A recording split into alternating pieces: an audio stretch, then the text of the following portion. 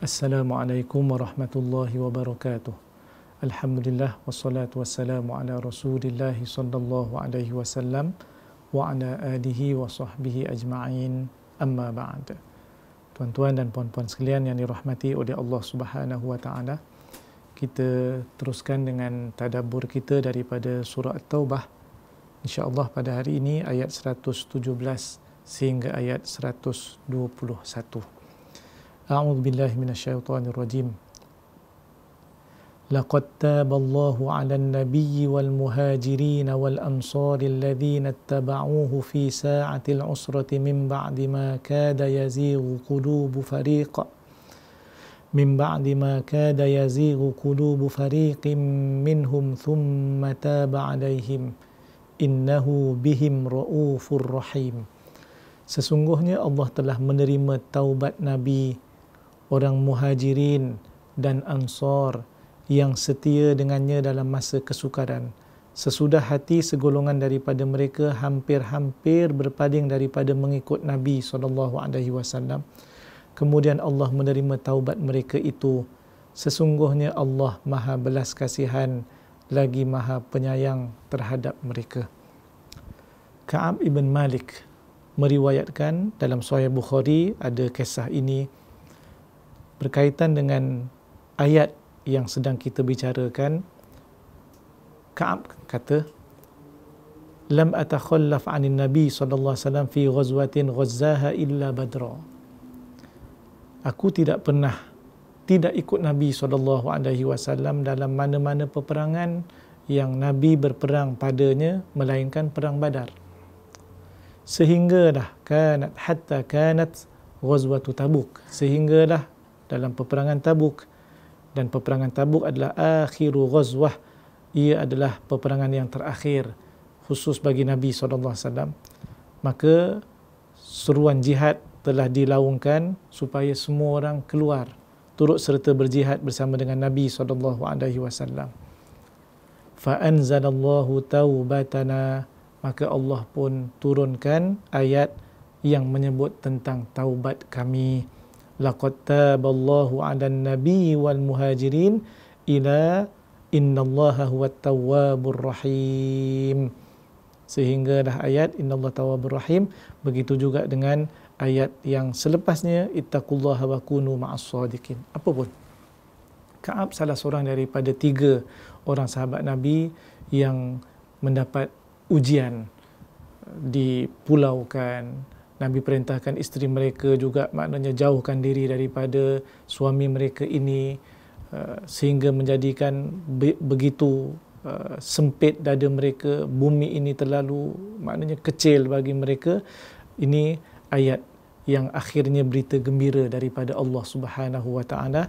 Allah telah menerima taubat Nabi SAW, taubat orang muhajirin, taubat orang ansar, dan nanti cerita Ka'ab terutamanya, maka Ka'ab meriwayatkan tentang Allah Ta'ala telah terima taubat daripada orang-orang yang bertaubat, kisah dalam peperangan Tabuk ini. Tuan-tuan dan puan-puan sekalian, apabila kita membaca tentang taubat, taubat ini adalah kita kembali kepada Allah Subhanahu wa taala. Taubat ini kita menyesal segala apa yang kita lakukan daripada perkara-perkara yang salah, perkara dosa, melakukan maksiat dan juga seumpamanya. Maka sebenarnya kita ini sebagai manusia biasa, tidak sunyi daripada melakukan salah dan silap. Wajib untuk kita bertaubat daripada segala dosa yang kita lakukan. Inilah yang disebut oleh Al-Imam An-Nawawi di dalam Riyadhus Shalihin, at-taubatu wajibatun min kulli dhanbin. Taubat itu wajib daripada setiap dosa yang kita lakukan. Berkaitan dengan firman Allah Subhanahu wa taala yang menyebut laqad taballahu 'alan nabi, Allah terima taubat daripada nabinya. Ini berkaitan dengan perbincangan para ulama. Nabi SAW memberi izin kepada orang munafik yang sebenarnya tidak diberi izin pun oleh Allah Ta'ala supaya Nabi mengizinkan mereka, tapi itu perbahasan para ulama. Jadi ini antara yang maknanya berkaitan dengan taubat daripada Nabi dan Allah terima.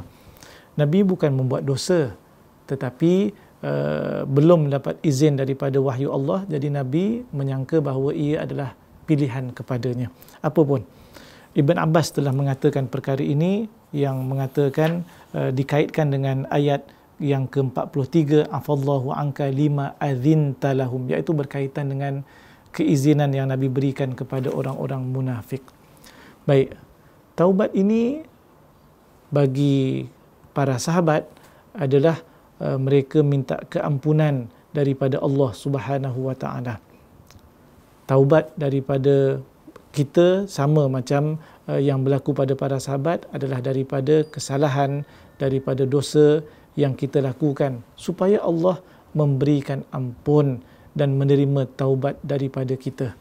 Jadi tuan-tuan dan puan sekalian, taubat ini cukup besar fadilat dan kelebihannya. Istighfar, kita minta ampun daripada Allah Ta'ala, itu juga dalam kategori istighfar. Bayangkan Nabi SAW dalam riwayat menyebut beristighfar sehari semalam 70 kali. Riwayat yang lain menyebut sebanyak 100 kali. Apatah lagi kita, tuan-tuan dan puan sekalian, yang tidak sunyi daripada melakukan silap dan salah, pastilah perlu untuk lebih lagi daripada yang dilakukan oleh Nabi SAW. Tuan-tuan dan puan sekalian, bagi ayat yang ke-118, وعلى الثلاثة الذين خلفوا حتى إذا ضاقت عليهم الأرض بما رحبت وضاقت عليهم أنفسهم وظنوا أن لا ملجأ من الله إلا إليه ثم تاب عليهم ليتوبوا إن الله هو التواب الرحيم. Dan Allah menerima pula taubat 3 orang yang ditangguhkan penerimaan taubat mereka. Siapa dia? Murarah, Ka'ab dan juga Hilal, tuan-tuan dan puan sekalian, hingga apabila bumi yang luas ini terasa sempit kepada mereka kerana dipulaukan, dan hati mereka pula menjadi sempit kerana duka cita, serta mereka yakin bahawa tidak ada tempat untuk mereka lari daripada kemurkaan Allah melainkan bertaubat kepadanya. Kemudian Allah menerima taubat mereka supaya mereka kekal bertaubat. Sesungguhnya Allah Maha Penerima Taubat lagi Maha Penyayang. Dalam ayat ini ada 3 sifat tentang 3 orang lelaki yang Masya Allah akhirnya bertaubat. Yang pertama adalah firman Allah Ta'ala, hatta idza daqat alaihimul ardu bima rahubat. Mereka rasa sempit hidup di bumi yang luas ini. Luas bumi ini, tuan-tuan sekalian. Tetapi perasaan macam kita mungkin boleh bayangkan ketika kita ada masalah, kita ditimpa dengan musibah, Allah uji kita, kan kita rasa macam semuanya tak okey. Padahal ada kereta, ada motor, boleh saja ke sana ke sini, tapi tak menjadi, tuan-tuan sekalian. Agaknya itu yang boleh kita mungkin membayangkan keadaannya para sahabat ini yang akhirnya merasa tidak ada cara lain melainkan kena bertaubat. Yang kedua, sifat yang kedua adalah wadaqat alaihim anfusuhum. Diri mereka, hati mereka kerana berduka cita menjadi sempit.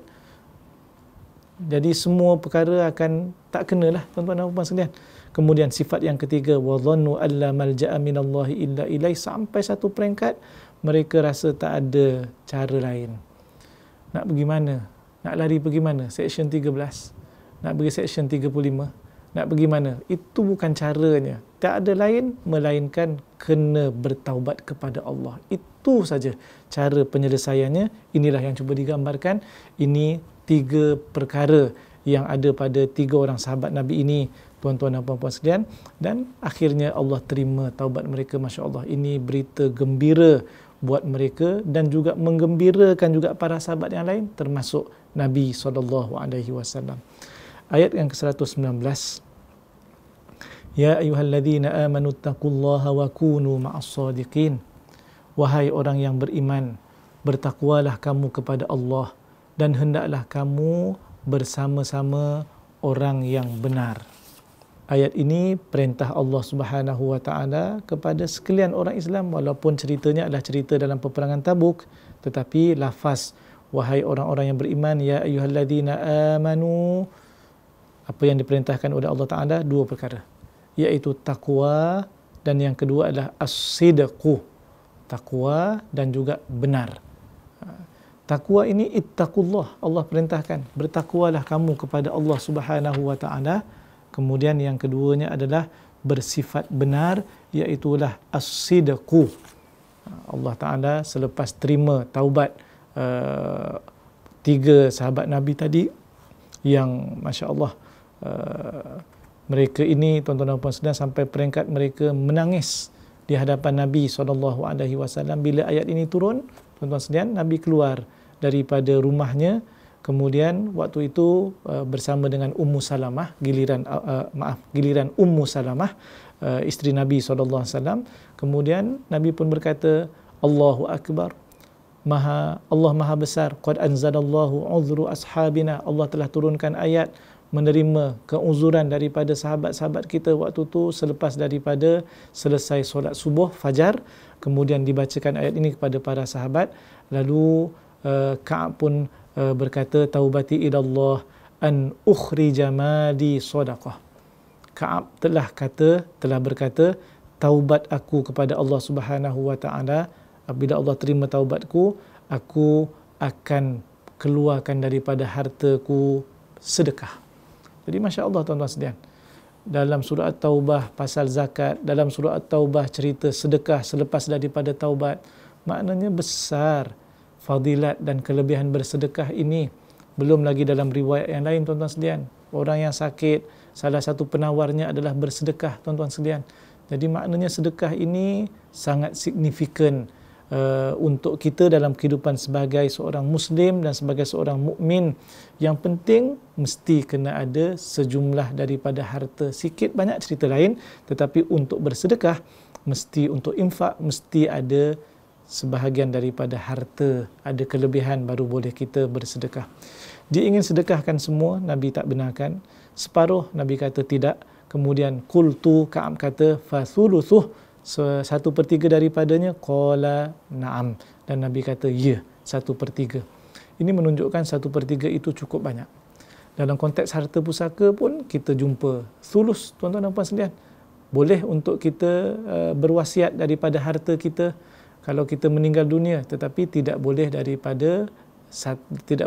daripada 1/3. Kerana apa? 2/3 lagi pastilah peruntukannya untuk waris-waris. Kalau semua dibenarkan untuk wasiat, maka waris-waris tidak dapat apa-apa. Jadi Allah Maha Pengasih dan Penyayang kepada waris-waris si mati. Kalaupun seseorang itu nak wasiatkan, maksimum boleh diwasiatkan daripada semua hartanya adalah setakat 1/3 saja. Sama dengan sedekah ini 1/3 sebagaimana riwayat daripada Ka'ab bin Malik tuan-tuan dan puan sekalian. Kemudian Allah perintahkan juga pada masa yang sama, kunu ma'as sadiqin. Hendaklah kamu sentiasa bersama dengan orang yang benar. Orang yang benar ni maknanya apa tuan-tuan sekalian? Bersama dengan orang yang sentiasa menurut perintah Allah dan juga perintah Rasulnya. Orang yang sentiasa tinggalkan segala yang dilarang oleh Allah dan meninggalkan segala yang dilarang oleh Rasulnya. Maknanya mereka dituntut supaya istiqamah melakukan kebaikan. Depan ni jangan buat lagi, bahasa lain daripada kita, jangan buat lagi. Jangan tak join perang. Sebaliknya hendaklah bersama dengan orang yang pergi berjihad di jalan Allah Subhanahu wa taala. Tuan-tuan dan puan sekalian, ada hadis tentang kelebihan ataupun as-sidqu, benar ini. Sayyidina Abu Bakar dipanggil as-siddiq. As-sidqu ini benar, iaitu salah satu daripada sifat wajib bagi Nabi kan. Baik. Nabi kata dalam sebuah hadis, innas sidqa yahdi ilal bir wa innal birra yahdi ilal jannah. Sesungguhnya benar itu akan membawa seseorang kepada kebaikan, dan kebaikan pula akan membawa seorang kepada syurga. Sebaliknya lawan kepada benar iaitu al-kadhib, dusta, menipu. Menipu itu membawa kepada kejahatan dan kejahatan membawa kepada neraka. Kemudian Nabi kata, kalaulah ada seseorang itu yang sentiasa bersifat benar, kata-katanya benar, perbuatannya benar, tidak pernah menipu, kalau klaim pun tidak menipu, bercakap tidak berdusta. Tuan-tuan dan puan sekalian, Nabi kata apa? Hatta yuktaba indallahi siddiqan, sehingga akan ditulis di sisi Allah Subhanahu wa taala sebagai orang yang benar. Ini penting. Allah perintahkan kita bersama dengan orang yang benar dan disuruh kepada kita untuk sentiasa bertaubat kepada Allah Subhanahu wa taala. Seterusnya ayat yang ke-120, ma kana li ahli al-madinati wa man hawlahum min al-a'rabi ay yatakhallafu 'an rasulillahi wa la yarghabu bi anfusihim 'an nafsihi dzalika bi annahum la yusibuhum dhama'u wa la nasabu wa la makhmasah ولا مخمصة في سبيل الله ولا يطؤون موطئا يغيظ الكفار ولا ينالون من عدو نيلا إلا كتب لهم به عمل صالح إن الله لا يضيع أجر المحسنين. Tidaklah patut bagi penduduk Madinah dan orang Arab yang berada di sekeliling mereka ketinggalan daripada turut berperang bersama Rasulullah sallallahu alaihi wasallam, dan tidaklah patut mereka mencintai diri mereka sendiri dengan tidak mencintai Rasulullah. Yang demikian ialah kerana sesungguhnya setiap kali mereka merasa dahaga, merasa penat lelah, merasa lapar dalam perjuangan pada jalan Allah, menjejak sesuatu tempat yang menimbulkan kemarahan orang kafir, dan juga setiap kali mereka menderita sesuatu bencana daripada pihak musuh, melainkan semuanya itu dicatat sebagai amal soleh bagi mereka. Sesungguhnya Allah tidak menghilangkan pahala orang yang berbuat baik. Tuan-tuan dan puan-puan sekalian, ayat ini memberi amaran kepada mereka yang tidak turut serta berjihad di jalan Allah daripada orang-orang Madinah. Bahkan orang-orang yang tinggal di sekitar kota Madinah juga termasuk daripada perintah ini. Maknanya apa? Tak patut. Tak patut ini memang ayat lembutlah, tetapi sebenarnya ditemplak oleh Allah Subhanahu wa taala. Orang Madinah dan orang yang tinggal di sekeliling kota Madinah. Kenapa yang di sekeliling termasuk sekali? Itu ada beberapa qabilah yang termasuk kerana mereka ini mendapat kebaikan apabila Madinah itu aman. Mereka mendapat nikmat apabila Madinah itu juga banyak dapat nikmat. Jadi apabila Nabi SAW yang berada di Madinah bersama dengan umat Islam keluar berjihad, orang-orang yang dapat nikmat ini kena turut serta sama juga mempertahankan nikmat itu. Itu maksudnya. Tak bolehlah waktu dapat kebaikan dia okey. Maknanya waktu orang Madinah dapat kebaikan, limpahannya mereka dapat rasa. Tapi bersusah payah mempertahankan agama, berjihad, berdakwah, tiba-tiba mereka ini tidak terlibat sama. Ini tidak sepatutnya. Sebab itu Allah Subhanahu wa taala jelaskan. Kerana apa? Kerana semua yang mereka hadapi, apa yang disebutkan dalam Al-Quran, tuan-tuan dan puan sekalian, daripada dhama'un, dahaga, nasabun, rasa penat lelah, makhmasatun, rasa lapar. Begitu juga berada di negara musuh. Musuh marah kenapa? Bila kita sampai kat sana, ada pilihan. Kalau masuk Islam, selamat. Kalau tak nak masuk Islam, boleh, tapi bayar jizyah.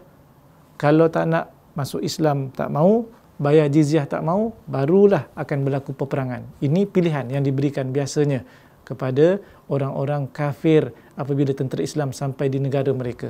Jadi maknanya mereka memang tak suka. Mereka memang marah. Itu maksudnya. Maknanya, orang Islam ni bila keluar berjihad di jalan Allah Ta'ala, dia lapar, dia penat, dia sampai di negara musuh yang orang musuh akan marah itu, tuan-tuan dan puan sekalian, semua ini Allah Ta'ala kata akan dicatat sebagai amal soleh. Jadi kenapa tak pergi berjihad? Yang kamu lapar itu lapar berpahala. Yang kamu penat itu penat dapat pahala. Yang kamu rasa apa lagi? Tadi disebutkan sebagai dhama, nasab, dahaga. Dahaga yang dapat pahala.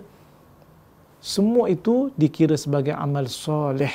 Kenapa tiba-tiba tidak mau berjihad dan turut serta bersama dengan Nabi sallallahu alaihi wasallam? Innallaha la yudhi'u ajral muhsinin. Sesungguhnya Allah Subhanahu wa taala tidak menghilangkan pahala orang yang berbuat baik. Allah Taala tidak sia-siakan. Tuan-tuan, hari Jumaat tuan-tuan akan baca dalam surah Al-Kahfi ataupun dengar imam menyebut inna la nudhi'u ajra man ahsana amala. Sesungguhnya kami Allah Ta'ala tidak akan menghilangkan pahala orang yang buat kebaikan daripada satu-satu amalan, sama lebih kurang. Jadi tuan-tuan dan puan sekalian, Ini adalah kelebihan bagi orang yang berjihad di jalan Allah Ta'ala. Setiap satu daripada perbuatan, perlakuan dan tindak tanduk yang menyebabkan mereka ini sampai kepada berjihad, semuanya akan ditulis sebagai amal soleh. Tuan-tuan dan puan sekalian, ini kelebihan yang Allah berikan. Kita pun ingin supaya, dan kita berdoa supaya setiap daripada yang kita lakukan semuanya itu amal soleh, tuan-tuan dan puan sekalian. Antaranya adalah kelebihan orang yang pergi ke masjid, ambil wuduk daripada rumah. Setiap langkah itu akan menghapuskan dosa dan akan mengangkat satu darjat. Itu maknanya tanpa miss setiap langkah, disebutkan dalam hadis. Jadi ini juga satu kelebihan. Sebab itu berjihad dengan kelebihannya yang tersendiri, dan Allah menyebut tidak sepatutnya orang Madinah itu tidak berserta dengan Nabi berperang, termasuk orang-orang yang di sekeliling kota Madinah. Ayat 121, وَلَا يُنْفِقُونَ نَفَقَةً صَغِيرَةً وَلَا كَبِيرَةً وَلَا يَقْطَعُونَ وَادِيًا إِلَّا كُتِبَ لَهُمْ لِيَجْزِيَهُمُ اللَّهُ أَحْسَنَ مَا كَانُوا يَعْمَلُونَ. Dan tidak pula mereka menafkahkan sesuatu perbelanjaan yang kecil atau yang besar, dan tidak mereka melintasi sesuatu lembah, melainkan dicatat pahala bagi mereka kerana Allah membalas dengan balasan yang baik, lebih baik, membalas dengan balasan yang lebih baik daripada apa yang mereka telah kerjakan. Ini sambungan daripada tadi. Yang dinafkahkan sikit ke, banyak ke, saghiratan wala kabiratan, kecil ke, besar ke bentuknya, tuan-tuan dan puan sekalian, ataupun yang mereka telah lalui daripada padang pasir itu dalam perjalanan untuk bertembung dengan musuh-musuh agama, semua itu, tuan-tuan dan puan-puan sekalian, akan diberikan ganjaran lebih baik daripada apa yang mereka kerjakan. Masya Allah. Ini suatu targhib yang lain daripada Allah Subhanahu wa Ta'ala. Jihad itu kelebihannya. Kemudian semua yang berkaitan dengan jihad juga dikira sebagai amal soleh dan akan diberikan ganjaran oleh Allah Subhanahu wa Ta'ala. Bahkan dalam hadis sebagaimana kita nyatakan sebelum ini, ada orang yang walaupun tidak pergi berjihad tetapi ikhlas kerana Allah Ta'ala, nak pergi sangat, tetap dapat ganjaran sebagaimana orang yang berjihad di jalan Allah Subhanahu wa Ta'ala.